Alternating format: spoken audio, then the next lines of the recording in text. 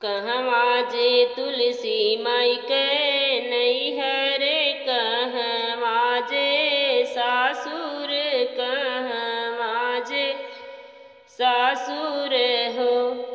अरे हो कवन वृक्ष उपजे तुलसी, पेड़वा त पूजल नारायण, पूजन नारायण हो।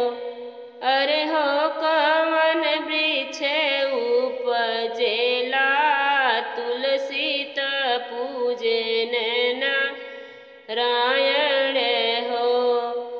गोकुल में तुलसी माई के नैहर, मथुरा में सासुर, मथुरा में सासुर हो।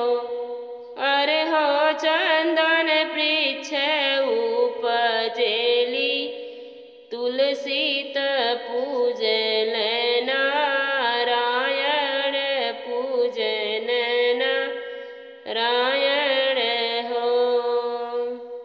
जब हम जानित ये तुलसी सवती हमारी, बनभूसवती हमारी बनबीऊ हो।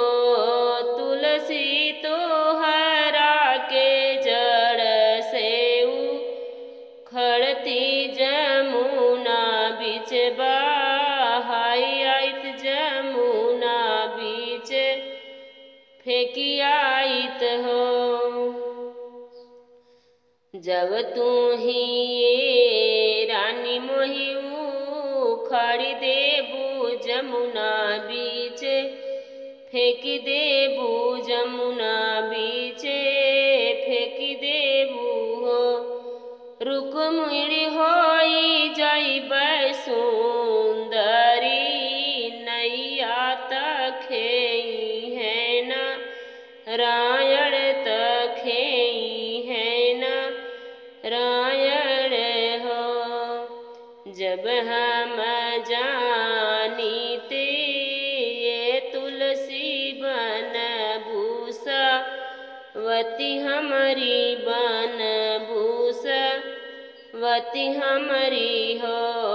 तुलसियारा से नैया कटवैबै त भरवा झोकाई देबै, भरवा झोकाई देबै हो।